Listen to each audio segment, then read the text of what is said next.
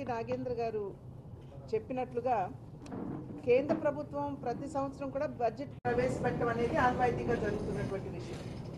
అయితే బడ్జెట్ ప్రవేశపెట్టిన తర్వాత బడ్జెట్లో ఉన్నటువంటి అంశాలు చాలా వరకు ప్రజలకి చేరువ కావు కాబట్టి అవి భారతీయ జనతా పార్టీ నాయకులు ప్రతి రాష్ట్రంలో ప్రతి జిల్లాకి వెళ్ళి ఆ బడ్జెట్ అంశాల పట్ల ప్రజలకి అవగాహన కల్పించాలి అనేటువంటి కార్యక్రమం ఎప్పుడు కూడా భారతీయ జనతా పార్టీ నిర్వహిస్తూ వస్తున్నటువంటి విషయం. పోయిన సంవత్సరం కూడా అదే విధంగా మనం నిర్వహించుకున్నాం. మళ్ళీ ఈ సంవత్సరం కూడా బడ్జెట్ ప్రవేశపెట్టిన తర్వాత అదే కార్యక్రమం యావత్ ఆంధ్ర రాష్ట్రం కూడా మనం నిర్వహించుకుంటున్నటువంటి నేపథ్యం. ఈ సందర్భంలో ముందుగా నిర్మలా సీతారామన్ గారిని భారతీయ జనతా పార్టీ ఆంధ్రప్రదేశ్ యూనిట్ హృదయపూర్వకంగా వారిని అభినందిస్తుంది. 8వ పర్యాయం ఆవిడ దేశానికి తన బడ్జెట్ని ప్రవేశపెట్టారు కనుక వారికి హృదయపూర్వక అభినందన మేము తెలియజేస్తున్నాం. ఆ తర్వాత ప్రధాని నరేంద్ర మోడీ గారు అదేవిధంగా నిర్మలా సీతారామన్ గారు ఒక ప్రజా బడ్జెట్ని ప్రవేశపెట్టినటువంటి సందర్భంలో వారిరువురికి కూడా మళ్ళీ తిరిగి మా అభినందన మేము తెలియజేస్తున్నాం. ఇవాళ బడ్జెట్ని కనుక ఒక్కసారి మీరు పరిశీలించినట్లయితే బాబాసాహెబ్ అంబేద్కర్ గారి యొక్క సంకల్పం, మన రాజ్యాంగం యొక్క స్ఫూర్తి ఖచ్చితంగా ఈ బడ్జెట్లో ప్రతిఫలిస్తుంది అనేటువంటి విషయం ముందుగా ప్రజలందరూ కూడా గ్రహించాలి. బాబాసాహెబ్ అంబేద్కర్ గారు సమసమాజ స్థాపన కోసం వారు రాజ్యాంగంలో అనేక అధికరణ మాధ్యమంగా దేశంలో ఏదైతే భిన్నత్వం ఉన్నదో దాన్ని అధిగమించడానికి, దేశంలో ఉన్నటువంటి అన్ని వర్గాల వారికి, సామాజిక వర్గాల వారికి, వెనుకబాటులో మగ్గిపోతున్న వారితో సైతం వారందరికీ సమాన అవకాశాలు, సమాన హక్కులు కల్పించాలి అనేటువంటి భావనతోటి అనేక అధికారులు వారు ప్రవేశపెట్టడం జరిగింది. భారతీయ జనతా పార్టీ బాబాసాహెబ్ అంబేద్కర్ గారు మరియు వారి సంకల్పాన్ని అమితంగా గౌరవించేటువంటి party Bharatiya Janata party. Congress party లాగా రాజ్యాంగాన్ని గాలిలో తిప్పుతూ రాజ్యాంగం మా జేబులో ఉన్నది అనేటువంటి వ్యవహార శైలి ఏదైతే మనం చూస్తున్నామో దానికి భిన్నంగా బాబాసాహెబ్ అంబేద్కర్ గారిని భారతీయ జనతా పార్టీ అమితంగా గౌరవించింది. భారతరత్న బాబాసాహెబ్ అంబేద్కర్ గారికి ఇచ్చిన, అదేవిధంగా బాబాసాహెబ్ అంబేద్కర్ గారి జీవితంతో ముడిపడినటువంటి 5 ప్రాంతాలు, వారు జన్మించిన ప్రాంతం, విద్య అభ్యసించినటువంటి ప్రాంతం, వారు మంత్రిగా బాధ్యతలు చేపట్టినటువంటి ప్రాంతం, అదేవిధంగా వారు లండన్లో ఏదైతే విద్యను అభ్యసించారో బ్యారిస్టర్ ఆ యొక్క ఇల్లు, మరియు వారు చనిపోయిన పరంపదించినటువంటి ఇల్లు ఏదైతే ఉందో వాటన్నిటినీ కూడా కేంద్ర ప్రభుత్వం హ్యాండ్ ఓవర్ చేసుకుని వాటిని పంచతీర్థాలుగా అభివృద్ధి చేసి దేశానికి అంకితం చేసినటువంటి పార్టీ భారతీయ జనతా పార్టీ. కనుక బాబాసాహెబ్ అంబేద్కర్ గారిని ఏ విధంగా అప్పట్లో కాంగ్రెస్ పార్టీ అగౌరవపరిచిందో, హిందూ కోడ్ బిల్ ప్రవేశపెట్టనివ్వకుండా వారిని పార్లమెంట్లో నుండి బయటికి పంపించేసేయటం, వారిని రాజీనామా ఇచ్చే విధంగా ప్రేరేపించడం, ఆ తర్వాత వారు 2 పర్యాయాలు ఎన్నికల్లో నిలబడిన కాంగ్రెస్ పార్టీ వారికి వ్యతిరేకంగా అభ్యర్థులను నిలబెట్టి వారిని ఓడించడం, ఈ రకంగా ఎప్పుడు భారతీయ జనతా పార్టీ బాబాసాహెబ్ అంబేద్కర్ గారిని అవమానించలేదు. కనుక ఆ రాజ్యాంగ స్ఫూర్తి, అదేవిధంగా బాబాసాహెబ్ గారి సంకల్పం ఖచ్చితంగా మనకి ఈ బడ్జెట్లో ప్రతిఫలిస్తాయి అని చెప్పి ముందుగా ప్రజలందరూ కూడా గమనించవలసినటువంటి అంశం. నిర్మలా సీతారామన్ గారు బడ్జెట్ ప్రవేశపెడుతూ వారు ఒక లైన్ని కోట్ చేయటం జరిగింది. సొంత లాభం కొంత మాని పొరుగువాడికి పాటుపడిపోయి, దేశం అంటే మట్టి కాదోయ్, దేశం అంటే మనుషులు అని నిర్మలా సీతారామన్ గారు ఆనాడు వారు గట్టిగా మొదట్లో బడ్జెట్ ప్రారంభించేటప్పుడు వారు చెప్పినటువంటి మాట. వారు ఆ సమయంలో నొక్కి వక్కాణించింది ఏమిటంటే వికసిత్ భారత్ అనేటువంటి సంకల్పం. 2047వ సంవత్సరానికల్లా ఒక అభివృద్ధి చెందినటువంటి భారతదేశాన్ని మనం చూడాలి. ఇంతవరకు కూడా భారతదేశం అభివృద్ధి చెందుతుంది అని చెప్పి మనం చెప్పుకుంటున్నాం. కానీ ఆ రకంగా కాకుండా ప్రపంచ దేశాలతోటి పోటీ పడే విధంగా రేపు 2047వ సంవత్సరానికల్లా అభివృద్ధి చెందినటువంటి భారతదేశమే మా కళ అని చెబుతూ, ఆ కళ సాకారం చేసుకోవాలంటే మనం 4 వర్గాల మీద ఖచ్చితంగా దృష్టి కేంద్రీకరించాలి అని చెప్పి వారు చెప్పారు. అది మొదటిది మహిళ, 2 యువత, ఆ తర్వాత 3 ఇన్వెస్ట్మెంట్స్, మరియు అత్యంత ప్రాధాన్యతనిస్తూ వ్యవసాయ రంగం అని చెప్పి వారు చెప్పడం జరిగింది. అంటే మొదటిగా వారు చెప్పినటువంటి క్రమంలో మొట్టమొదటిగా వారు వ్యవసాయ క్షేత్రాన్ని వారు అక్కడ ఉచ్చరించడం జరిగింది. కనుక క్రమంలో చూసుకున్నట్లయితే మొట్టమొదటిగా మహిళలు కనుక మనం తీసుకున్నట్లయితే మనందరికీ తెలుసు దేశ జనాభాలోనే 48% మహిళలు ఉన్నారు. అండ్ మనం అనాదిగా విశ్వసిస్తున్నటువంటి విషయం, మహిళల్ని కనుక మనం అభివృద్ధి పదంలో నడిపించుకోలేకపోయినట్లయితే, వారికి నిజమైనటువంటి సాధికారతను కనుక మనం అందించలేకపోయినట్లయితే, మన దేశంలో సగభాగంగా ఉన్నటువంటి జనాభాని మనం విస్మరించినట్లయితే, మనం ఏదైతే వికసిత్ భారత్ కల మనం కంటున్నామో దాన్ని సాకారం చేసుకునేటువంటి అవకాశం లేదు అని చెప్పి అనేక సందర్భాల్లో మన ప్రధాని నరేంద్ర మోడీ గారు కావచ్చు, అదేవిధంగా నిర్మలా సీతారామన్ గారు కావచ్చు చెప్పినటువంటి విషయం. మరి ఆ దిశగా కనుక మనం చూసుకున్నట్లయితే మహిళల కోసం అధికారంలోకి వచ్చిన నాటి నుండి నేటి వరకు కూడా అనేక కార్యక్రమాలని కేంద్ర ప్రభుత్వం మహిళల కోసం ప్రవేశపెట్టినటువంటి విషయం కూడా మనందరికీ పరిచయమే. ఎందుకంటే ప్రతిసారి కూడా మేము చెప్తున్నాం, జన్ధన్ ఖాతాలు మహిళలు ఎక్కువ ఉన్నారు. ఇవాళ జన్ధన్ ఖాతాలు వచ్చేటప్పటికి దేశంలో దగ్గర 50 కోట్ల జన్ధన్ ఖాతాలు ఉంటే దాంట్లో దగ్గర 75% మహిళా ఖాతాలే ఉన్నాయి. అదేవిధంగా బేటీ బచావ్ బేటీ పడావ్, ఇవాళ భ్రూణ హత్యలు చాలా తగ్గిపోయాయి. సెక్స్ రేషియో ఏదైతే ఉంటుందో ఫీమేల్ ఇస్ టు మేల్ అది పెరిగినటువంటి నేపథ్యం కూడా అనేక సర్వేలు నిర్ధారించినటువంటి అంశాలు.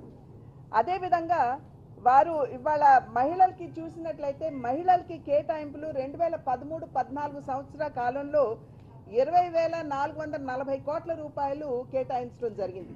అంటే 2013-14 మధ్య కాలంలో.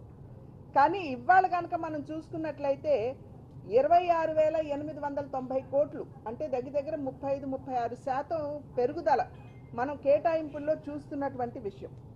అదేవిధంగా ప్రధాన మంత్రి ఆవాస్ యోజన ఏదైతే పేదలకు ఇళ్లు కట్టిస్తారో ప్రధాన మంత్రి గారు స్వయంగా చెప్పారు, ఇప్పటి వరకు కూడా 4 కోట్ల ఇళ్లు కేటాయించాము, రాబోయే 5 సంవత్సరాల కాలంలో 3 కోట్ల ఇళ్లు అదనంగా ఇప్పుడు కేటాయించబోతున్నాం అని చెప్పి ప్రధాని గారు స్వయంగా చెప్పారు.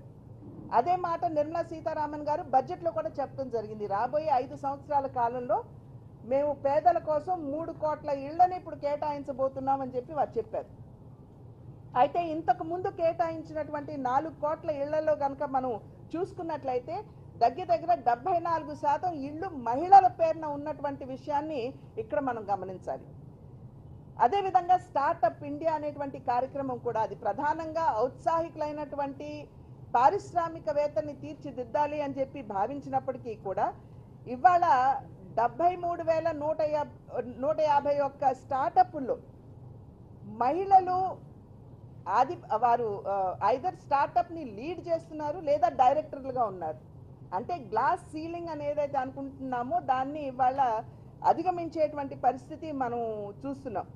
అదేవిధంగా ఇవాళ మాతృత్వ వందన యోజన దాని మాధ్యమంగా మహిళలు అంటే వారికి ప్రసూతి అంటే గర్భిణీగా ఉన్నటువంటి సందర్భంలో వారికి ఇన్స్టిట్యూషనలైజ్డ్ చెకప్, హాస్పిటల్కి వెళ్ళి వాళ్ళు చెకప్ చేసుకునే విధంగా ఇంతకుముందు మహిళలు ఒకంత అలసత్వం లేదా నిర్లక్ష్యం, అట్లా కాకుండా వారు కనుక రిజిస్టర్ చేసుకుని వారు కనుక వెళ్ళి చెకప్లు చేయించుకున్నట్లయితే వారికి పౌష్టికాహారానికి సంబంధించినటువంటి ప్యాకేజ్ ఇవ్వడం జరుగుతుంది అని చెప్పినటువంటి సందర్భంలో 2016వ సంవత్సరంలో 58.6% మహిళలు ప్రీనేటల్ చెకప్కి వెళ్ళినట్లయితే ఇవాళ కనుక చూసినట్లయితే దగ్గర 70% మంది, అంటే నేను 2022కి నేను చెప్తున్నానండి లెక్క, ఇది దగ్గర 75-76% మంది మహిళలు ఇవాళ చెకప్కి వెళ్తున్నటువంటి పరిస్థితి మనం. ఇది ఎందుకు మేము చెప్తున్నామంటే ప్రసూతి సమయంలో సరి అయినటువంటి పర్యవేక్షణ లేనటువంటి సందర్భంలో చాలామంది మహిళలు కొంచెం మరణిస్తూ ఉంటారు. ఇవాళ దాన్ని అధిగమించేటువంటి పరిస్థితి మన దేశంలో ఉన్నది అనేటువంటి విషయం మనం గమనించాలి. అదేవిధంగా బిడ్డలు ప్రాణాంతకమైనటువంటి 7 జబ్బుల వలన చనిపోతున్నారు.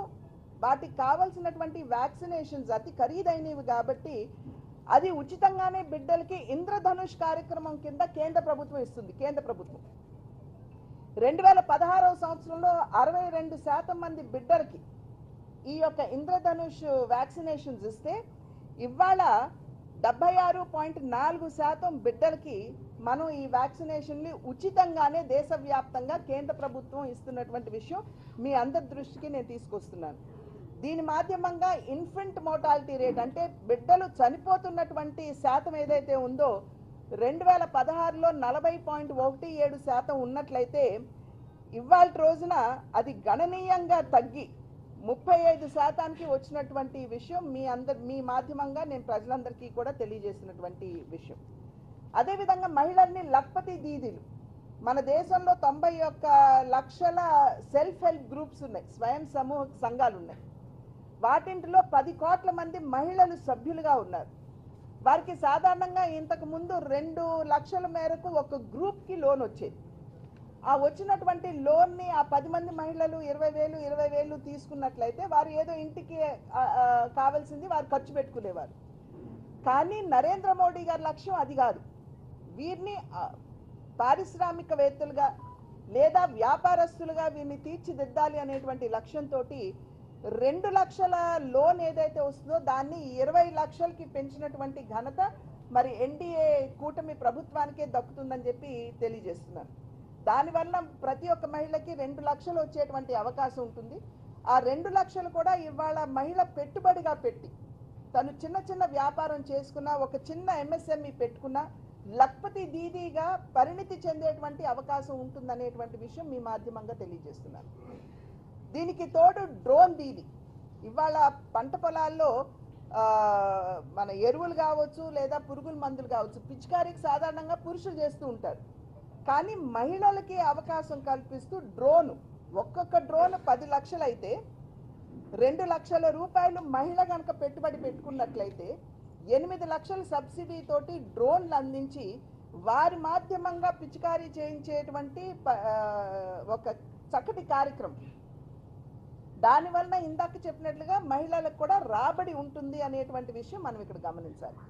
కనుక లక్పతి దీదీ డ్రోన్ దీదీ అన్నింటికంటే మిన్నగా 73, 74వ అధికరణ రాజ్యాంగ సవరణ మాధ్యమంగా మనం స్థానిక సంస్థల్లో మహిళలకి రిజర్వేషన్లు ఇచ్చుకోగలిగాం. అప్పట్లో అపహాస్యం చేశారు, ముందు భార్యలు ఉంటారు వెనకాల నుండి పురుషులు ఆడిస్తూ ఉంటారని. కానీ ఆ యొక్క నమ్మకాన్ని పటాపంచలు చేస్తూ ఇవాళ మహిళలు ముందుకు వచ్చి వారి యొక్క విధుల్ని ఎంత చక్కగా నిర్వహిస్తున్నారో మన అందరం కూడా ఇవాళ మనం కళ్ళారా చూస్తున్నాం స్థానిక సంస్థలు. కనుక ఇవాళ ఎన్డీఏ కూటమి ప్రభుత్వం నారీ శక్తి అధినియం అనేటువంటి చట్టాన్ని ఇవాళ తీసుకురావడం జరిగింది. అంటే కేవలం స్థానిక సంస్థల్లో కాదు, చట్టసభల్లో కూడా, అంటే అటు అసెంబ్లీలు కావచ్చు లేదా పార్లమెంట్లో కావచ్చు, మహిళలకి 33% రిజర్వేషన్లు కల్పించే విధంగా ఈ యొక్క చట్టాన్ని చేసినటువంటి విషయాన్ని మహిళలందరూ కూడా గమనించాలి అని చెప్పి చేస్తున్నటువంటి అభ్యర్థన.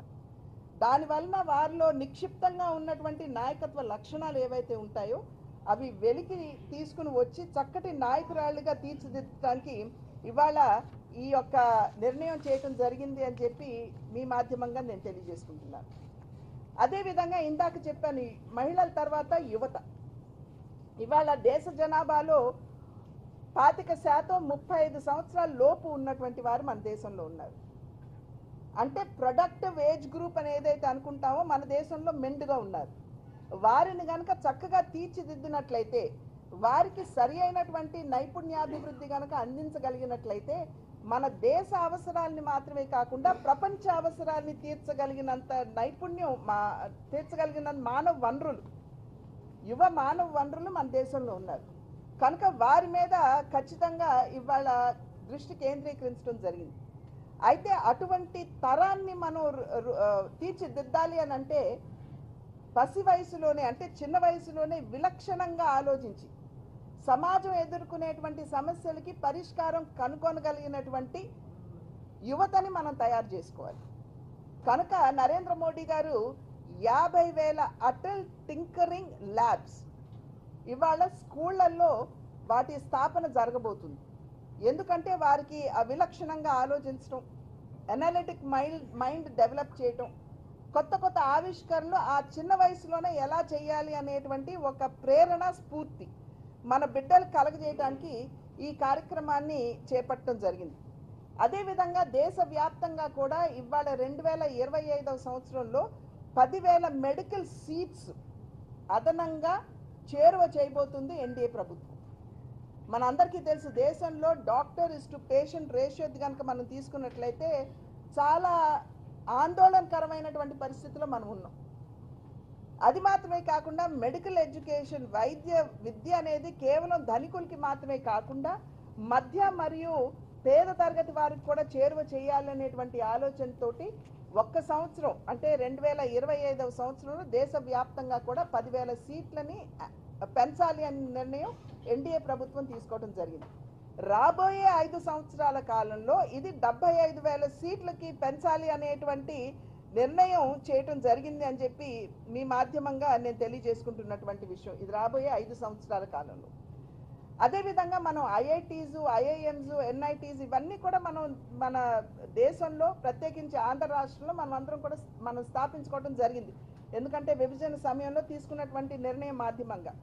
ఇవాళ ఐఐటీస్ కనుక తీసుకున్నట్లయితే అక్కడ దగ్గర 6,500 స్టూడెంట్స్ ఇప్పటి వరకు ఉన్నట్లయితే గత ఈ 5 సంవత్సరాల కాలంలో ఆ యొక్క సంఖ్య 135,000కి పెరిగింది. కనుక అక్కడ ఉన్నటువంటి ఐఐటీస్లో ఉన్నటువంటి మౌలిక వస్తువులు, బిడ్డలకి క్లాస్ రూమ్స్ కావచ్చు, ల్యాబ్స్ కావచ్చు, స్టడీ మెటీరియల్ కావచ్చు, వీటన్నిటి మీద దృష్టి పెట్టి ఆ కెపాసిటీ ఎక్స్పెన్షన్ మీద ఇవాళ కేంద్ర ప్రభుత్వం దృష్టి పెట్టినటువంటి విషయం మీ అందరికీ కూడా నేను తెలియజేసుకుంటూ, వాటికి అదేవిధంగా అన్ఎంప్లాయ్మెంట్ రేట్ సాధారణంగా చాలా వరకు కూడా ఎన్డీఏ ప్రభుత్వం మీద చేసేటువంటి దాడి నిరుద్యోగం అనేది చాలా పెద్ద ఎత్తున దేశంలో ఉన్నది అని. ఇవాళ అన్ఎంప్లాయ్మెంట్ రేట్ కనుక మనం చూసుకున్నట్లయితే, అంటే నిరుద్యోగ శాతం కనుక మన దేశంలో కనుక మనం తీసుకున్నట్లయితే 2013-14 సంవత్సర కాలంలో అన్ఎంప్లాయ్మెంట్ రేటు మన దేశంలో 4.9% ఉండేది. అయితే ఈ 10 సంవత్సరాల కాలంలో తీసుకున్నటువంటి అనేక కార్యక్రమాలు కావచ్చు, చర్యలు కావచ్చు, వీటన్నిటి నేపథ్యంలో కనుక మనం చూసుకున్నట్లయితే ఇవాళ అన్ఎంప్లాయ్మెంట్ రేట్ అనేది శాతం అనేది 2023-24 గాను 3.2% తగ్గినటువంటి విషయం మీ అందరి దృష్టికి నేను తీసుకొస్తున్నాను. ఇక్కడ ఎంప్లాయ్మెంట్ అంటే 9 నుండి 5 గంటల వరకు పనిచేయటం కాదండి. పారిశ్రామికవేత్తలుగా వారు తీర్చి సెల్ఫ్ ఎంప్లాయ్మెంట్ ఏదైతే ఉందో అది కూడా ఎంప్లాయ్మెంట్ కిందే వస్తుంది. Mudra Yojana, startup India, standup India ఇటువంటి అనేక కార్యక్రమాలు. కనుక మనం ఆ అన్ఎంప్లాయ్మెంట్ రేట్ ఏదైతే ఉందో మన దేశంలో 4.9 నుండి 3.2కి మనం తగ్గించుకోగలిగాం. మహిళల యొక్క భాగస్వామ్యం వర్క్ ఫోర్స్లో కనుక చూసినట్లయితే 2013వ సంవత్సరం 13 నుండి 14వ సంవత్సరం మధ్యకాలంలో 22.6%గా ఉండేది. కానీ ఇవాళ చేపట్టినటువంటి అనేక కార్యక్రమాల మాధ్యమంగా లక్పతి దీదీ కావచ్చు, డ్రోన్ దీదీలు కావచ్చు, స్టార్టప్ ఇండియా కావచ్చు, ముద్రా యోజన కావచ్చు, వాటన్నిటి వలన కూడా వర్క్ ఫోర్స్లో ఇవాళ మహిళల యొక్క భాగస్వామ్యం 41.7%కి పెరగడం జరిగింది. 22.6, 41.7%. ఇవాళ మన బిడ్డలు కేవలం ఉపాధి వెతుక్కుంటూ వెళ్ళటం కాదు, కానీ 10గురికి ఉపాధి కల్పించే స్థాయికి మన బిడ్డలు ఎదగాలి అనేటువంటి భావన, ఆలోచన, సంకల్పం. ఆ సంకల్పం మనం ముద్రా యోజనలో మనం చూస్తున్నాం. ముద్రా యోజన కింద ఎవరైనా సరే ఏమన్నా వ్యాపారం పెట్టుకోవాలన్నా లేదా వ్యాపారం మెరుగుపరచుకోవాలన్నా 50,000 రూపాయల నుండి 10 లక్షల రూపాయల వరకు కొలాటరల్ ఫ్రీ లోన్స్ తీసుకునేటువంటి అవకాశం ఉంది మన బిడ్డలకి. ఇవాళ ఏదైతే ఇంతకుముందు 10 లక్షల వరకు అని అన్నారో దాన్ని ఇప్పుడు 20 లక్షలకి పెంచడం జరిగింది. కేవలం పేపర్స్ తీసుకుని వెళ్తే, పూచీకత్తు లేకుండా పేపర్లు తీసుకుని వెళ్తే అక్కడ బ్యాంకుల్లో మనం తీసుకునేటువంటి అవకాశం ఉంటుంది. ఈ ముద్రా లోన్స్ ఏవైతే దేశవ్యాప్తంగా ఇచ్చారో దాంట్లో 81% ఎస్సీలు, ఎస్టీలు, ఓబీసీలు దాన్ని అవైల్ చేసుకున్నటువంటి విషయం మీ అందరికీ కూడా నేను తెలియజేస్తున్నాను. స్టార్టప్లు కనుక చూసినట్లయితే ఇందాకన్నాను కొత్తగా ప్రారంభం చేసుకుంటున్నటువంటి చిన్న చిన్న వ్యాపారాలు అయితే 2014వ సంవత్సరంలో అవి 350 స్టార్టప్లు దేశంలో ఉంటే ఇవాళ 2024లో 24కి వచ్చేటప్పటికి 1,60,000 స్టార్టప్లు దేశవ్యాప్తంగా ఉన్నటువంటి విషయం మనమందరం కూడా ఇక్కడ గమనించాలి. అదేవిధంగా ఇవాళ ప్రధానమంత్రి గారు ఒక గొప్ప నిర్ణయం తీసుకున్నారు. రాబోయే 5 సంవత్సరాల కాలంలో 1 కోటి మంది యువతకి అప్రెంటిస్షిప్ కార్యక్రమం కింద వారిని టాప్ 500 కంపెనీస్లో వారికి తర్ఫీదు ఇవ్వాలి అనేటువంటి నిర్ణయం చేశారు. దానికి కానీ కేంద్ర ప్రభుత్వం ప్రతి ఒక్క బిడ్డకి 5,000 రూపాయలు కేంద్రం భరిస్తుంది. దానికి అదనంగా ఏదైతే కంపెనీ ఉంటుందో వారు భరించేటువంటి అవకాశం ఉంటుంది.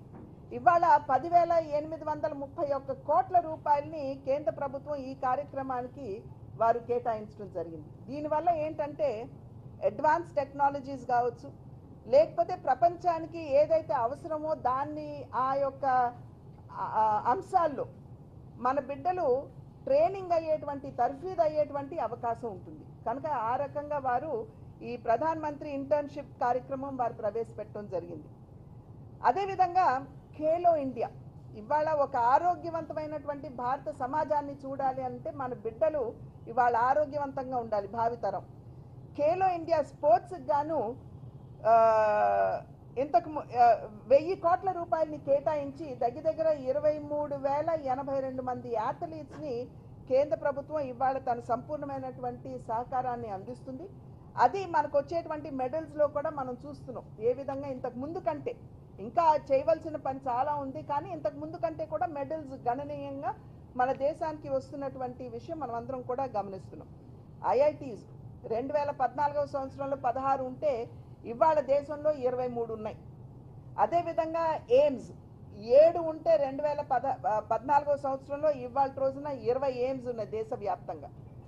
ఐఐఎంస్ ఏవైతే ఉన్నాయో అవి 13 ఉంటే 2014వ సంవత్సరంలో ఇవాళ 21 ఐఐఎంస్ మనం దేశవ్యాప్తంగా కూడా చూస్తున్నాం. ఇదంతా ఎందుకంటే ప్రమాణాలతో కూడినటువంటి ఉన్నత విద్యని మన బిడ్డలకి అందించాలి అనేటువంటి భావన. కనుక ఎయిమ్స్ కావచ్చు, ఐఐటీస్ కావచ్చు, ఐఎమ్స్ కావచ్చు, వీటన్నిటి సంఖ్య కూడా పెంచడం జరిగింది. మన రాష్ట్రంలో కూడా ఉన్నాయి. మన రాష్ట్రంలో ఐఐటి తిరుపతిలో ఉంది, ఐఐఎం విశాఖపట్నంలో ఉంది, ఎన్ఐటి తాడేపల్లిలో ఉంది. అట్లా చెప్పుకుంటూ పోతే అనేకమైనటువంటి ఇన్స్టిట్యూట్స్ అవన్నీ కూడా వాటి బిల్డింగ్స్లో క్లాసెస్ నిర్వహించుకుంటున్నటువంటి విషయం మనం అందరం కూడా చూస్తున్నాం. అదేవిధంగా యువత గురించి మనం మాట్లాడుకున్నట్టు ఎంప్లాయ్మెంట్ గురించి మాట్లాడుతున్నటువంటి సందర్భంలో గిగ్ వర్కర్స్ అని ఉంటారు. గిగ్ వర్కర్స్ ఎవరంటే సాధారణ నిర్దిష్టమైనటువంటి ఉపాధి వారికి ఉండదు. ఇవాళ నేను ఈ పని చేస్తాను, రేపు ఇంకొక చోటుకెళ్ళి ఇంకొక రకమైనటువంటి పని చేసుకుంటాను. ఆ రకంగా నిర్దిష్టమైనటువంటి ఉపాధి లేనటువంటి వారు మన దేశంలో చాలా ఎక్కువ ఉన్నారు అన్ఆర్గనైజ్డ్ సెక్టర్లో. కనుక అటువంటి గిగ్ వర్కర్స్ని ఐడెంటిఫై చేసి 1 కోటి మందికి ఈ శ్రమ్ పోర్టల్ ఏదైతే ఉందో దానిలో వారిని రిజిస్టర్ కనుక చేసుకున్నట్లయితే వారికి ఈ శ్రమ్ కార్డ్ వస్తుంది. ఆ ఈ శ్రమ్ కార్డ్ మాధ్యమంగా వారికి ఏదైనా ఆరోగ్య ఇబ్బందులు కనుక వచ్చినట్లయితే వారు ఆయుష్మాన్ భారత్ కింద 5 లక్షల రూపాయల వరకు కూడా ఈ గిగ్ వర్కర్స్ సహకారం అందుకునేటువంటి అవకాశం ఇవాళ దేశవ్యాప్తంగా ఉన్నది అని చెప్పి తెలియజేస్తున్నాను. ఈ శ్రమ్ కార్డ్స్ ఇవాళ దేశంలో 30,60,00,000 మంది ఆల్రెడీ రిజిస్టర్ అయి ఉన్నారు. అది కాకుండా వారికి 60 సంవత్సరాలు పైబడిన తర్వాత వారు రిజిస్టర్ అయితే 3,000 రూపాయలు వారికి పెన్షన్ మాత్రమే కాకుండా ఇందాక చెప్పినట్లుగా ఆయుష్మాన్ భారత్ కింద వారికి వచ్చేటువంటి వైద్య సహకారం. అది కాకుండా ఇప్పుడు 1 కోటి మందిని మనం ఖచ్చితంగా ఇక్కడ చేర్చాలి అనేటువంటి నిర్ణయం తీసుకోవడం జరిగింది. అయితే మహిళ, యువత, ఇప్పుడు రైతులు, వ్యవసాయ క్షేత్రం, మంది వ్యవసాయ ప్రధాన దేశం కాదు. మన దేశ ఆర్థిక వ్యవస్థ వ్యవసాయాభివృద్ధి మీద ఆధారపడి ఉన్నది. మనం 8-9% అభివృద్ధి ఏదైతే సాధించాలి అని మనం అనుకుంటున్నామో అది వ్యవసాయ రంగంలో 4% అభివృద్ధి సాధిస్తే గానీ మనం ఆ 8-9% అభివృద్ధిని మనం అందుకోలేము. కనుక అన్నదాతల మీద ప్రత్యేకమైనటువంటి శ్రద్ధ మనకి ఈ బడ్జెట్లో ఖచ్చితంగా కనపడుతుంది. ఇక్కడ ప్రధానంగా తీసుకున్నటువంటి నిర్ణయం ఏమిటంటే బడ్జెట్ మాధ్యమంగా దేశంలో వెనుకబడినటువంటి 100 జిల్లాలు ఏవైతే ఉన్నాయో ఆ జిల్లాల్ని ఐడెంటిఫై చేసి అక్కడ ఆ జిల్లాలో వ్యవసాయానికి కావలసినటువంటి అన్ని విధాల సహకారాన్ని అందిస్తూ, అంటే సాగునీరు వ్యవస్థ కావచ్చు, లేదా అక్కడ కావలసినటువంటి వ్యవసాయ ఇంప్లిమెంట్స్ కావచ్చు, మెషిన్లు కావచ్చు, వీటన్నిటినీ కూడా రైతులకు అందిస్తూ రైతులకి అందించేటువంటి పథకాలు ఏవైతే ఉన్నాయో ఈ 100 జిల్లాల్లో ఉన్నటువంటి రైతులకి అమితంగా చేరువ చేస్తూ, అంటే ప్రత్యేకమైన దృష్టి కేంద్రీకరించి ఈ 100 జిల్లాల్లో కూడా వ్యవసాయాన్ని వృద్ధి చేయాలి అని. ఎందుకంటే ఇవాళ మన దేశం జనాభా పెరుగుతున్నటువంటి జనాభా చూసినట్లయితే ఒక ఆస్ట్రేలియాకి చెందినటువంటి జనాభాని ప్రతి సంవత్సరం మన దేశానికి మనం యాడ్ చేసుకుంటున్నాం. కనుక ఆహార భద్రత అనేది చాలా చాలా అవసరం. అది మాత్రమే కాకుండా ఇందాక అన్నట్లుగా మనం ఆహార భద్రత మనం సమకూర్చుకోవాలంటే ఈ రకమైనటువంటి వెనుకబడినటువంటి జిల్లాల మీద ఖచ్చితంగా దృష్టి కేంద్రీకరించవలసినటువంటి అవసరం. కనుక ఈ జిల్లాల్ని ఐడెంటిఫై చేసి మనకి ఏదైతే ఆహార భద్రతను మనం కల్పించుకున్నామో దాన్ని సంరక్షించుకుంటూ ఆ వెనుకబడినటువంటి జిల్లాల్ని కూడా దేశాభివృద్ధిలో భాగస్వాముల్ని చేసే విధంగా ఈ యొక్క నిర్ణయం చేయటం జరిగింది. అదేవిధంగా పప్పు దినుసులు, పల్సెస్ అని ఏవైతే అనుకుంటాం, ఇవాళ ఎదుగుతున్నటువంటి గొప్ప ఆర్థిక శక్తి భారతదేశం. కానీ దేశంలో ఉన్నటువంటి మహిళలు, బిడ్డలు పౌష్టిక లోపంతో సతమతం అవుతున్నారు. ఎందుకంటే ఇది ఇవాళ నిన్నటి సమస్య కాదు, మనకి అనాదిగా వస్తున్నటువంటి క్రానిక్ ఇబ్బంది అని ఏదైతే అనుకుంటామో ఆ రకమైనటువంటి ఇబ్బంది. కనుక దాన్ని అధిగమించడానికి పప్పు దినుసుల యొక్క ప్రొడక్టివిటీ మీద ఇవాళ ప్రత్యేకమైనటువంటి దృష్టి కేంద్రీకరించడం జరిగింది. 100 జిల్లాల్ని ఐడెంటిఫై చేయటం మాత్రమే కాదు, ఇవాళ కిసాన్ కార్డ్స్, క్రెడిట్ కార్డ్స్ ఏవైతే ఉన్నాయో దేశవ్యాప్తంగా కూడా ఇవాళ 7,70,00,000 మంది షార్ట్ టర్మ్ లోన్స్ ఈ క్రెడిట్ కార్డ్స్ మాధ్యమంగా రైతులు తీసుకుంటూ ఉంటారు. అంటే అప్పటికి వ్యవసాయానికి అయ్యేటువంటి పెట్టుబడి కోసం వాళ్ళు గబగబా వెళ్ళి బ్యాంకుల నుండి తెచ్చుకునేటువంటి లోను ఈ క్రెడిట్ కార్డు ఉంటే వారికి తక్కువ సబ్సిడీకి, ఇంట్రెస్ట్కి వారికి లోన్స్ వస్తాయి. కానీ ఇప్పటి వరకు కేవలం 3 లక్షల వరకే రైతులు అప్పు తీసుకునేటువంటి అవకాశం ఉంది బ్యాంకుల నుండి. ఇవాళ ఆ 3 లక్షల్ని 5 లక్షలకి పెంచడం జరిగింది. ఎందుకంటే వ్యవసాయానికి అయ్యేటువంటి వ్యయం ఏదైతే ఉందో పెరిగిపోతున్నటువంటి సందర్భంలో రైతులకి ఊరట కల్పించాలి అనేటువంటి ఆలోచనతోటి ఈ కిసాన్ క్రెడిట్ కార్డ్స్ కింద రైతులు తీసుకునేటువంటి లోన్లు వాటిని పెంచుతూ 3 లక్షల నుండి ఇవాళ 5 లక్షలకి పెంచినటువంటి విషయం మనం అందరం కూడా గమనించాలి. అందులోనూ ఆక్వా ఇవాళ ప్రపంచంలోనే సెకండ్ లార్జెస్ట్ ఆక్వా ఎక్స్పోర్ట్స్ భారతదేశం నుండి జరుగుతుంది. అందులోనూ మన ఆంధ్ర రాష్ట్రం ఆక్వాకి పెట్టింది పేరు. 60,000 కోట్ల రూపాయల మేరకు ఎక్స్పోర్ట్స్ ఫిషరీస్ మాధ్యమంగా మనకి భారతదేశం నుండి జరుగుతున్నటువంటి విషయం మనకు తెలుసు.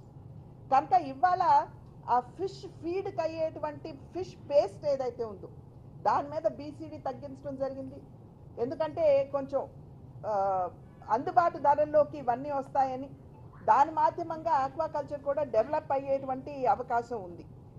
అదేవిధంగా ప్రధాన మంత్రి కిసాన్ సమ్మాన్ నిధి, ఇందాక పెట్టుబడి గురించి మనం మాట్లాడుకున్నాం. 63,500 కోట్ల రూపాయలని ఇవాళ దేశవ్యాప్తంగా 11 కోట్ల మంది రైతులకి అందిస్తున్నారు. ప్రధాన మంత్రి కిసాన్ సమ్మాన్ నిధి కింద ఇప్పటి వరకు 6,000 రూపాయలు ప్రతి రైతుకి కూడా పెట్టుబడి కింద కేంద్ర ప్రభుత్వం అందించేది. రాష్ట్రం ఇచ్చేటువంటి తన భాగస్వామ్యం 1-2 రోజులు ఆలస్యమైనా కేంద్రం మాత్రం టెన్షన్గా 1వ తారీఖున వారి ఖాతాల్లోకి ఈ 6,000 రూపాయలు 3 కిస్తీల్లో వారి అకౌంట్స్లోకి వెళ్ళిపోయేటువంటి పరిస్థితి. ఇవాళ ఆ 6,000 రూపాయలని పెంచి 10,000 రూపాయలకి చేసినటువంటి ఘనత నరేంద్ర మోడీ గారి నాయకత్వంలో ఉన్న ఎన్డీఏ ప్రభుత్వానికి దక్కుతుంది. ఇవాళ 10,000 రూపాయలు దేశంలో ఉన్నటువంటి 11 కోట్ల మంది రైతులకి ప్రతి నెల కూడా వారికి అయ్యేటువంటి వ్యవసాయ వ్యయానికి తోడ్పాటుగా కేంద్ర ప్రభుత్వం ఇవాళ ఇస్తున్నటువంటి విషయం మనం అందరం గమనించాలి. కనుకనే ఇవాళ ఇటువంటి చర్యలు చేపట్టినటువంటి నేపథ్యంలోనే మనకి ధాన్యం ఒక్కటి కనుక మనం చూసుకున్నట్లయితే 2022-23లో దిగుబడి 3,296 లక్షల మెట్రిక్ టన్నులు ఉండేది. కానీ ఇవాళ రోజున 3,324 లక్షల టన్కి పెరగటం జరిగింది. ఇది సరిపోతుందా అంటే మనకి ఆహార భద్రత మనం తెచ్చుకోగలిగాం, కానీ పెరిగేటువంటి జనాభా ఎవరైతే ఉన్నారో ఈథనాల్ కోసం మనకి ఏదైతే ధాన్యం కావాలి అని మనం అనుకుంటున్నాం, ఖచ్చితంగా పెంచుకోవాల్సినటువంటి అవసరం ఉంది. అయితే రైతులకి కనీస మద్దతు ధర ఇది ఒక పెద్ద సమస్య. అంటే సకాలంలో మాకు రేట్లు అందడం లేదు అనేటువంటి ఆందోళన రైతుల్లో ఉంటుంది. ఇవాళ దాన్ని కూడా అడ్రస్ చేస్తూ కేంద్ర ప్రభుత్వం ఈ నామ్ అనేటువంటి పథకాన్ని ప్రవేశపెట్టడం జరిగింది. అంటే దేశవ్యాప్తంగా ఉన్నటువంటి మార్కెట్ యార్డులన్నింటినీ కూడా డిజిటల్గా అనుసంధిస్తూ ఇవాళ ఆంధ్ర రాష్ట్రంలో రైతు పండించుకున్నటువంటి వరి ధాన్యానికి మెరుగైనటువంటి ధర జమ్మూ కాశ్మీర్లో ఉంటే అక్కడ సైతం డిజిటల్గా అతను అమ్ముకునేటువంటి వెసులుబాటు. ఇంతకుముందు రాష్ట్రం దాటినా జిల్లా దాటినా ట్యాక్స్ కట్టాల్సి వచ్చేది, కానీ అటువంటి ఇబ్బంది లేకుండా ఇవాళ డిజిటల్గా అమ్ముకునేటువంటి వ్యవస్థ కేంద్ర ప్రభుత్వం ఈ నామ్ మాధ్యమంగా ప్రవేశపెట్టింది.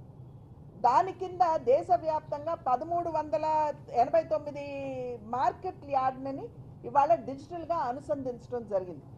దాని ద్వారా 3 లక్షల కోట్ల రూపాయల మేరకు వ్యాపారం జరిగింది అనేటువంటి విషయం మనమందరం కూడా ఇక్కడ గుర్తించవలసినటువంటి అంశం. అదేవిధంగా ఎంఎస్పి కనుక చూసుకున్నట్లయితే 2014కి ముందు 1310 రూపాయలు ఉంటే కనుక ధాన్యానికి క్వింటల్కి ఇవాళ 2300 రూపాయలు పర్ క్వింటల్ మనం ఇస్తున్నటువంటి పరిస్థితి దేశంలో చూస్తున్నాం. గోకుల్ మిషన్ అనేటువంటిది ఒక బృహత్తరమైన కార్యక్రమం. దానికి కూడా కేంద్ర ప్రభుత్వం అద్భుతమైనటువంటి సహకారాన్ని అందిస్తుంది. ఇది ఎందుకంటే రైతులు ఒకవేళ ఇబ్బందికర పరిస్థితులు కనుక ఎదుర్కొన్నట్లయితే, ప్రకృతి వైపరీత్యం ఎదుర్కొన్నట్లయితే పంట నష్టపోతాడు, అతనికి రాబడి ఉండదు, కుటుంబం దుర్భరమైనటువంటి పరిస్థితుల్లో జీవితం గడుపుతుంది. కనుక దానికి సహాయంగా ఉండాలి అనేటువంటి ఆలోచనతోటి ఈ గోకుల్ మిషన్.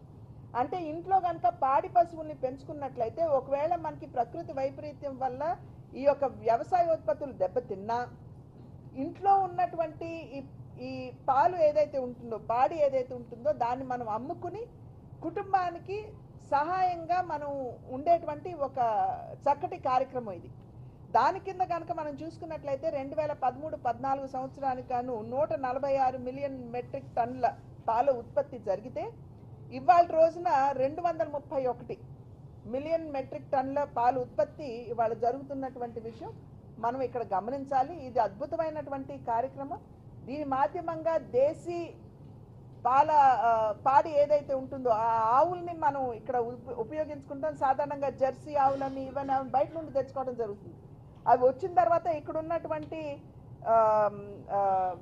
వెదర్ కండిషన్స్కి తట్టుకోలేక పాల దిగుబడి కూడా తగ్గిపోయేటువంటి అవకాశం ఉంటుంది. కానీ అట్లా కాకుండా మన నేటివ్ బ్రీడ్స్ ఏవైతే ఉంటాయో వాటిని ప్రోత్సహిస్తూ ఈ యొక్క కార్యక్రమాన్ని చేపట్టారనేటువంటి విషయం మనం ఇక్కడ గమనించాలి.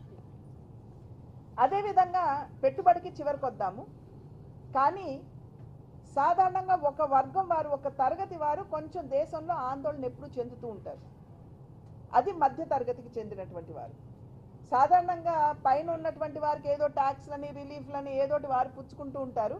కింద ఉన్నటువంటి పేద అంటే దారిద్ర రేఖకు దిగువన ఉన్నటువంటి వారికి ఉచిత ధాన్యం అని లేకపోతే ఏదోటి సబ్సిడైజ్డ్ కార్యక్రమాల కింద వారికి లబ్ధి పొందుతూ ఉంటారు. కానీ మాకేమిటి అనేటువంటి ఆందోళన ఎప్పుడు మధ్యతరగతి వారిలో నలుగుతున్నటువంటి అంశం ఇది. ఇవాళ మధ్యతరగతి వారికి రిలీఫ్ కల్పిస్తూ 12 లక్షల వరకు కూడా రాబడి ఉన్నటువంటి వారికి ఇవాళ ఇన్కమ్ ట్యాక్స్ నుండి ఎగ్జెంప్షన్ ఇవ్వడం జరిగింది. 2014 సంవత్సరంలో 2 లక్షలు అన్నారు, ఆ తర్వాత 5 లక్షలకి పెంచారు, ఆ తర్వాత 7 లక్షలు.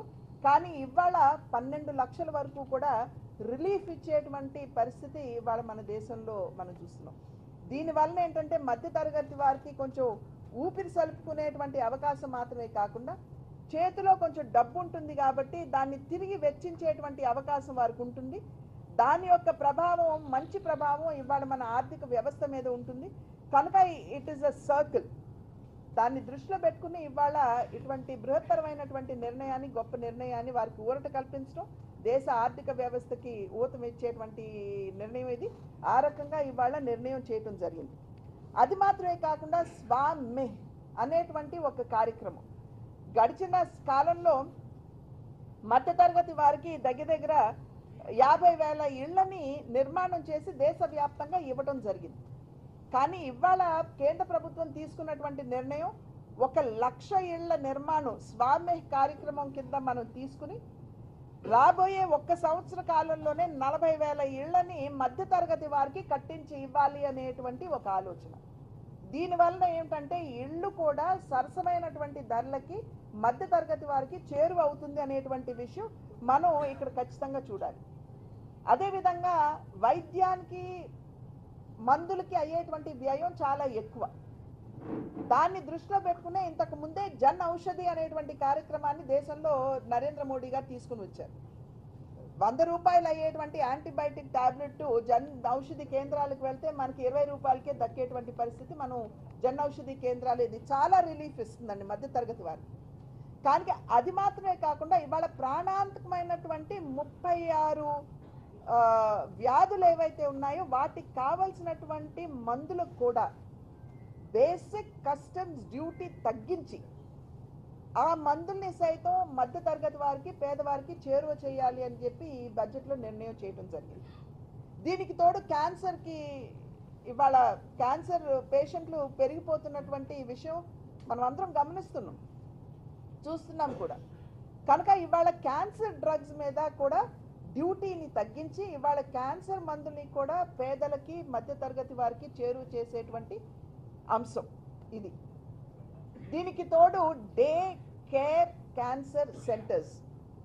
సాధారణంగా ఒక క్యాన్సర్ పేషెంట్ ఉన్న తర్వాత కీమోథెరపీ లాంటి ట్రీట్మెంట్ తీసుకున్న తర్వాత హాస్పిటల్లో వాళ్ళు ఉండనవసరం లేదు, ఇంటికి వెళ్ళిపోవచ్చు. కానీ టైమ్లీగా వాళ్ళు వెళ్ళి ఎప్పటికప్పుడు చెకప్లు చేయించుకోవాలి. అక్కడికి వెళ్ళినప్పుడు సాధారణంగా వేరే ఊళ్ళో కనుక డాక్టర్ ఉంటే అక్కడికి వెళ్ళిన తర్వాత హాస్పిటల్లో ఉంటాం, భోజన వ్యవస్థ ఇవన్నీ కూడా చూసుకోవాలి. కనుక అది కొంచెం వారి మీద భారం తగ్గించాలి అనేటువంటి ఆలోచనతోటి డే కేర్ క్యాన్సర్ సెంటర్స్, దాని మీద కూడా ఇవాళ బడ్జెట్లో దృష్టి పెట్టినటువంటి విషయం మనం గమనించాలి. దీనికి తోడు ప్రధానమంత్రి సూర్య ఘర్ ముఫ్త్ బిజ్లీ యోజన, అంటే సోలార్ ప్యానెల్స్ మాధ్యమంగా విద్యుత్ యొక్క భారాన్ని ప్రజల మీద తగ్గించాలి అని చెప్పి కేంద్ర ప్రభుత్వం తీసుకున్నటువంటి నిర్ణయం. దాన్ని ఇంచుమించుగా ఒక డ్రైవ్ లాగా దేశవ్యాప్తంగా కూడా చేస్తున్నారు. ఎప్పటికప్పుడు మేము కూడా మన జిల్లా కలెక్టర్ గారు అయినటువంటి ప్రశాంత్ గారితో కూడా ఎప్పటికప్పుడు చర్చిస్తూ ఉంటాము, ఎంతమంది వచ్చారు, ఎంతమంది రిజిస్ట్రేషన్ చేసుకున్నారు అని. ఇది ఇనిషియల్గా మనం సోలార్ ప్యానెల్స్ పెట్టుకోవటం ఒకంత, అంటే దానికి కూడా సబ్సిడీ ఉంది. పెట్టుకున్న తర్వాత మనకి ఈ బిల్ అనేది రాకుండా ఉంటుందనేటువంటి విషయం ప్రజలందరూ కూడా గమనించి ధైర్యంగా ముందుకొచ్చి దీని కింద లబ్ధి పొందాలి అని చెప్పి మేమందరం కూడా చేస్తున్నటువంటి అభ్యర్థన. కేవలం ఇవాళ కాదు, ఎప్పటికప్పుడు సమయానుకూలంగా ఇటువంటి అద్భుతమైనటువంటి నిర్ణయాలు తీసుకున్నటువంటి నేపథ్యంలో ఇవాళ దేశవ్యాప్తంగా కనుక మనం చూసినట్లయితే 25 కోట్ల మంది పేదరికం నుండి వెలుపలికి వచ్చినటువంటి విషయం మనమందరం కూడా ఇక్కడ గమనించాలి. గరీబ్ కళ్యాణ్ అన్న యోజన కింద 81 కోట్ల మందికి ఇవాళ ఈ నిమిషం వరకు కూడా ఉచితంగానే బియ్యం అందిస్తున్నటువంటి నేపథ్యం. అదేవిధంగా ఆయుష్మాన్ భారత్ అనేటువంటి కార్యక్రమాన్ని తీసుకుని వచ్చి ఇవాళ దేశంలో 55 కోట్ల మందికి ఇవాళ 5 లక్షల రూపాయల వరకు వారు వైద్య సౌకర్యం అందుకునేటువంటి వ్యవస్థ. దీనికి అదనంగా ఈ ఆయుష్మాన్ భారత్ కోసం 9,500 కోట్ల రూపాయలని ఇవాళ కేంద్ర ప్రభుత్వం కేటాయించడం జరిగింది. అదేవిధంగా జల్ జీవన్ మిషన్ కింద స్వచ్ఛమైనటువంటి త్రాగునీరు ప్రజలకు అందించాలి అనేటువంటి ఆలోచనతోటి 68 కోట్ల రూపాయలు కేటాయించి ప్రతి ఇంటికి కూడా ఇవాళ ట్యాప్ కనెక్షన్స్ ఇవ్వాలి అనేటువంటి ఆలోచన. ఇప్పటి వరకు కూడా దేశవ్యాప్తంగా 2019 సంవత్సరానికి 3.23 కోట్ల మందికి ట్యాప్ కనెక్షన్స్ ఇచ్చినట్లయితే ఇవాళ మనం చూసుకున్నట్లయితే 2024 సంవత్సరానికి 15,45,00,000 మందికి ఇవాళ మనం ట్యాప్ కనెక్షన్ను ఇచ్చుకోవటం జరిగింది. రాష్ట్ర ప్రభుత్వాలు ఎంత చొరవగా ముందుకు వచ్చి ఎంత అంకిత భావంతో ఈ కార్యక్రమాలు చేస్తే అంత పెద్ద ఎత్తున మన ప్రజలకి లాభం ఉంటుందనేటువంటి విషయం మీ మాధ్యమంగా నేను తెలియజేసుకుంటున్నాను. పిఎం స్వనిధి చిన్న చిన్న వ్యాపారస్తులు, తోపుడు బాళ్ల మీద చిన్న వ్యాపారస్తులు ఎవరైతే ఉంటారో వారికి 375 కోట్లు కేటాయించడం జరిగింది.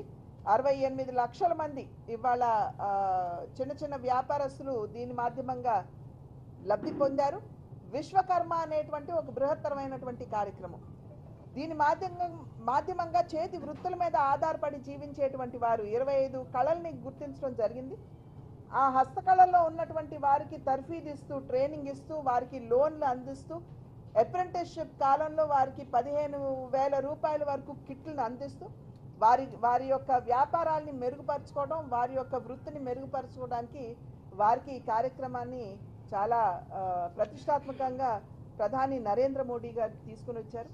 కనుక ఇటువంటి ఇంటర్వెన్షన్స్ మాధ్యమంగా ఇటువంటి నిర్ణయాలు చేయడం వలన ఇందాక చెప్పినట్లుగా పేదరికం నుండి 25 కోట్ల మందిని బయటికి తీసుకురావడం జరిగింది.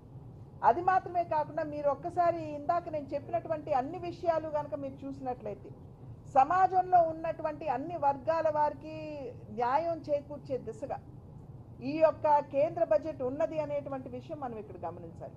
కనుకనే నేను ఇందాక చెప్పినటువంటి, నేను నొక్కి వక్కాణించినటువంటి విషయం, రాజ్యాంగ స్ఫూర్తి ఏదైతే ఉందో ఈ బడ్జెట్లో ఖచ్చితంగా మనందరికీ కూడా ప్రతిఫలిస్తుంది అని చెప్పి మీ అందరికీ తెలియజేస్తూ నేను కేంద్ర వ్యవసాయ మంత్రి గారికి కూడా నా ధన్యవాదాలు నేను తెలియజేస్తున్నాను. ఎందుకంటే మిర్చి రైతులు ఏదైతే ఇబ్బందులు పడుతున్నారో మన రాష్ట్రంలో మనందరికీ తెలుసు.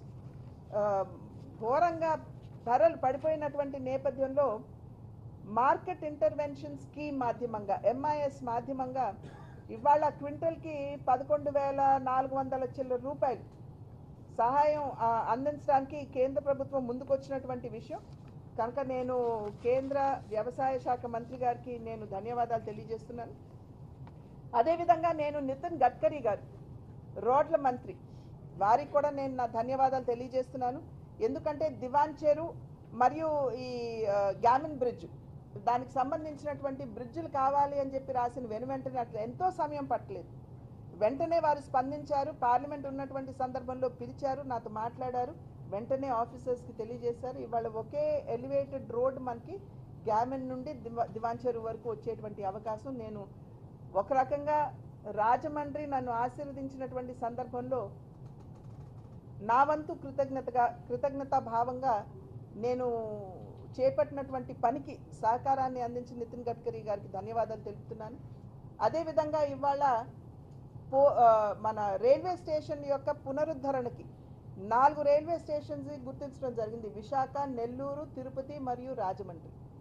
రాజమండ్రికి అంతకుముందు ఈస్ట్ సైడ్ డెవలప్మెంట్ అని చెప్పి దానికి 220 కోట్లు ఎంతో వారు కేటాయిస్తే మనం కాదు, ఈస్ట్ సైడ్ కాదు, వెస్ట్ సైడ్, అసలు మన టౌన్ అంతా కూడా వెస్ట్ సైడ్ నుండి మనకి హైవే కావచ్చు, రైల్వే స్టేషన్ కావచ్చు, ఎయిర్పోర్ట్కి వెళ్ళే మార్గం కావచ్చు, అన్నీ కూడా వెస్ట్ సైడ్న మనకి అందుబాటులో ఉంటాయనేటువంటి ఆలోచనతోటి అశ్విని వైష్ణవ్ గారికి ఈ విషయం వారి దృష్టి వెళ్ళిన వెంటనే అధికారులను ఇక్కడికి పంపించి ఇక్కడ ప్రజాప్రతినిధులందరితో కూడా ఒక చర్చ పెట్టి మేమందరం వారికి విషయాలన్నీ విపులంగా తెలియజేసిన తర్వాత వెస్ట్ సైడ్ డెవలప్మెంట్కి వారు ఒప్పుకున్నారు.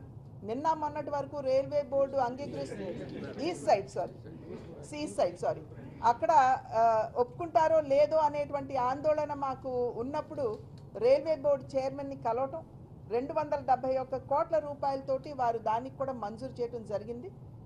ఫుట్ ఓవర్ బ్రిడ్జ్ 12 మీటర్స్ పెట్టారు, దాన్ని 36 మీటర్లు చేయమని చెప్పి అడిగితే తర్వాత మనం అదనంగా అవసరాన్ని బట్టి మనం పెంచుకునేటువంటి అవకాశం ఉంటుందని కూడా వారు చెప్పారు. కనుక నేను అశ్విని వైష్ణవ్ గారికి, రైల్వే బోర్డు చైర్మన్కి, DRM గారికి, ప్రతి ఒక్కరికి కూడా నేను నా ధన్యవాదాలు నేను తెలియజేస్తున్నాను. అదేవిధంగా గోపాలపురంలో చిరకాల వాంఛగా మిగిలినటువంటి రోడ్డు, దాన్ని MNREGS కింద రిక్వెస్ట్ చేసిన వెంటనే అది కూడా ఇవ్వటం జరిగింది.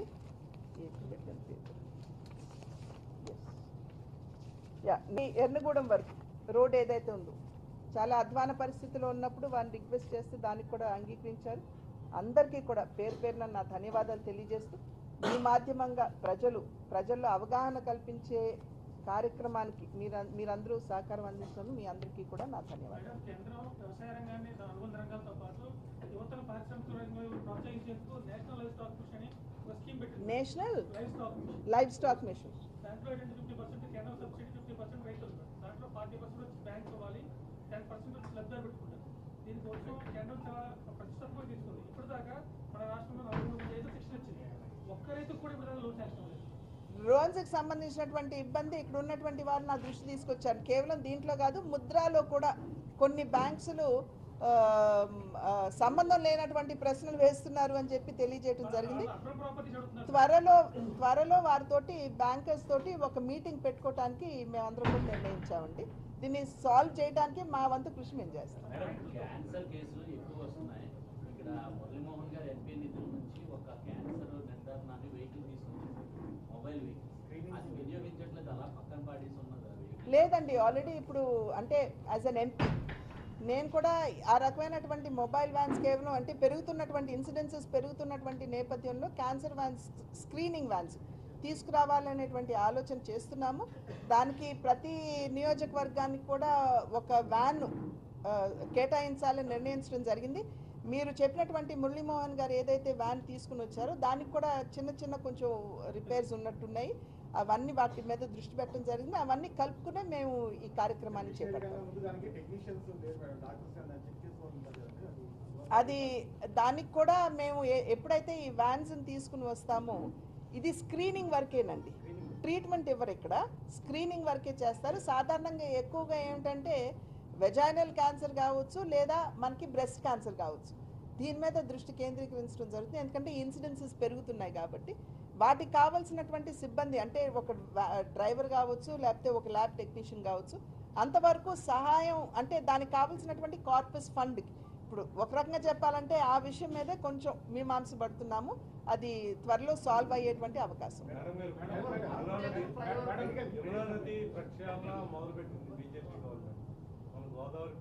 డెఫినెట్గా నిన్ననే కలెక్టర్ గారితో కూడా దీని మీద చర్చించడం జరిగిందండి. అధునాతమైనటువంటి ప్రక్రియలు కూడా ఇవాళ వచ్చాయి. లైక్ ఫర్ ఎగ్జాంపుల్ ఒక కెమికల్ బ్లాక్ కనుక మనం వేసినట్లయితే 1 కిలోమీటర్ రేడియస్లో రివర్లో ఉన్నటువంటి ఇంప్యూరిటీస్ని ఆకర్షించడం మాత్రమే కాకుండా దానిలో ఉన్నటువంటి చేపలు లాంటివి తిరిగి మళ్ళీ సమృద్ధిగా అవి పెరగడానికి ఒక పరిస్థితి ఏర్పడుతుంది. ఆ విషయం నిన్నే మా దృష్టికి ఒక టెక్నాలజిస్ట్ తీసుకుని వచ్చారు. దాన్ని ప్రశాంతి గారితో మాట్లాడటం జరిగింది. అయితే మన కమిషనర్ గారు లేరు, ప్రయాగ్రాజ్ వెళ్ళారు. ఒక డెలిగేషన్ తీసుకుని వారు వచ్చిన వెంటనే ఇవన్నీ కూడా చర్చ, ఎందుకంటే మనం రాబోయే గోదావరి పుష్కరాలకి చాలా అవసరం అండి మనకి. మేడం, పుష్కరాల నేపథ్యంలో పెద్ద రైల్వే స్టేషన్ అభివృద్ధికే ఎక్కువ ప్రాధాన్యత ఇస్తారు. అసలు గోదావరి రైల్వే స్టేషన్ పట్టించుకోవట్లేదు. అక్కడ అసలు వచ్చేదే యాత్రికులందరూ కూడా గోదావరి రైల్వే స్టేషన్ పట్టించుకోవట్లేదని కాదండి, ఒక సమగ్రమైనటువంటి కార్యాచరణకి రూపకల్పన చేస్తున్నాం. దానికి కలెక్టర్ గారు, కమిషనర్ గారు, మరి ఆర్డీఓలు అందరూ కూడా దీంట్లో భాగస్వాములుగానే ఉన్నారు. ఆల్రెడీ కొవ్వూరుకి సంబంధించి I think the basic DPR ready అయినట్టుంది. ఈ స్టేషన్స్ కూడా మేము స్వయంగా వెళ్ళి మేము చూసి వచ్చామండి. గోదావరి స్టేషన్ కూడా మేము చూసి రావడం జరిగింది. కనుక ఇది విస్మరించేటువంటి అవకాశం లేదు. గోదావరి స్టేషన్ కూడా అభివృద్ధి చేసుకోవాలి. ఎందుకంటే కొన్ని ట్రైన్స్ అక్కడ ఆపేసినట్లయితే రాజమండ్రి టౌన్ మీద మనకి ఆ ఒత్తిడి పడకుండా ఉంటుంది. ఈ విషయాలన్నీ కూడా పరిశీలనలో ఉన్నాయండి. సారీ, అట్లాగే నేను ఈ విషయం లేబర్ మినిస్టర్ తోటి వారి దృష్టి తీసుకెళ్లానండి. వారి సమయం వచ్చినప్పుడు ఓపెన్ చేయించాలనేది భావన. వారు వస్తే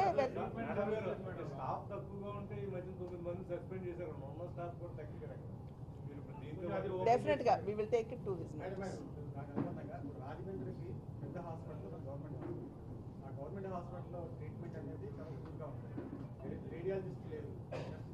సిబ్బంది తక్కువ ఉన్నారండి. దీనికి తోటు కొంత ఎక్విప్మెంట్ కూడా కొంచెం రేడియాలజిస్ట్ అంటే సిబ్బందే కదండి. రాజమండ్రి మెడికల్ కాలేజ్ బోధన ఆసుపత్రి కూడా మీరు ఒకసారి పరిశీలిస్తే కొంచెం ప్రాబ్లమ్స్ కూడా Sure, తప్పకుండా. వాటికి సంబంధించి అసెంబ్లీలో ప్రతిపక్ష హోదా కావాలని వైసీపీ డిమాండ్ చేస్తుంది. లేని పక్షంలో మీరు అసెంబ్లీ సమావేశాలకు వెళ్ళడం మళ్ళీ అని చెప్పి మళ్ళీ చెప్తున్నారు. వారు గుర్తుందో లేదో 6 నెలలు కనుక కంటిన్యూస్గా వారు వెళ్ళకపోతే వారి సభ్యత్వం రద్దు అయ్యేటువంటి అవకాశం ఉంటుందని మీరు గుర్తు చేస్తే బాగుంటుంది వారికి. అండ్ ప్రతిపక్ష హోదా ఉంటేనే నేను వెళ్తానేమండి. నిర్మాణాత్మకంగా మీరు ప్రజా సమస్యలు అసెంబ్లీలో లేవనెత్తాలి. మిమ్మల్ని ప్రజలు ఎన్నుకున్నదే అందుకు కదా. ప్రతిపక్ష హోదా రావడానికి నిబంధన ఉన్నది. ఇంత పర్సంటేజ్ అసెంబ్లీలో సీట్స్ వస్తే మీకు ప్రతిపక్ష హోదా, ఆ హోదా దక్కలేదు కదా. అది కావాలని మీకు దూరం చేయటం కాదుగా. ప్రజలు ఆ రకమైనటువంటి నిర్ణయాన్ని మీకు ఆ ఫలితాన్ని ఇచ్చారు. దాన్ని గౌరవించాలి కదా. గౌరవించి మీరు అసెంబ్లీకి వెళ్ళి ప్రజా సమస్యల్ని ఎత్తుతూ నిర్మాణాత్మకంగా వాటి పరిష్కారానికి మీ వంతు కృషి మీరు చేయాలి. అంటే ఢిల్లీలో ఆమ్ ఆద్మీ పార్టీకి 3 సీట్లకే ప్రతిపక్ష హోదా కలుగుతుంది. 3 సీట్లుగా వాళ్ళకి ఎన్నో సీట్లు రాలేదండి. ఎన్నో సీట్లు కాదండి, ఒక నిర్దిష్టమైనటువంటి పర్సంటేజ్ ఇన్ని సీట్లు రావాలి అని ఉంటుంది. 70 అక్కడ సీటు అసెంబ్లీ సీట్స్. మరి ఎట్లా అంటారు వారికి హోదా రాలేదని ఎట్లా అంటారు? 11 నిమిషాలకు వెళ్ళారంటే నేను ఇందాక నేను అన్నాను కదండి, 6 నెలలు కంటిన్యూస్గా మీరు వెళ్ళకపోతే సభ్యత్వం రద్దు అయ్యేటువంటి అవకాశం. సో మధ్యలో వెళ్ళి నేను అటెండెన్స్ వేయించుకొచ్చాను. కానీ వారు గుర్తుంచుకోవాల్సింది, ప్రజలు మిమ్మల్ని ఎన్నుకున్నది ఎందుకు? ప్రజా సమస్యల్ని నిర్మాణాత్మకంగా మీరు ఎత్తి చూపుతారని కదా. ఆ సమస్యలకి పరిష్కారాన్ని మీరు ప్రజలకు అందిస్తారని కదా. ఆ బాధ్యతను మీరు విస్మరిస్తే ఇంకా మీరు ప్రజాప్రతినిధి ఏముందండి?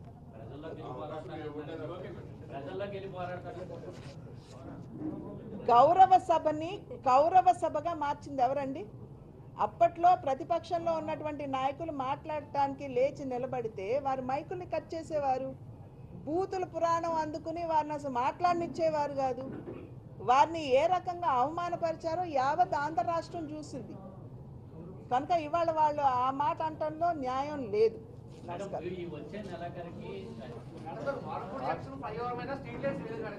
లేదు, టెండర్లు ఆల్రెడీ పిలిచారు సార్. టెండర్లు ఆల్రెడీ పిలిచారు.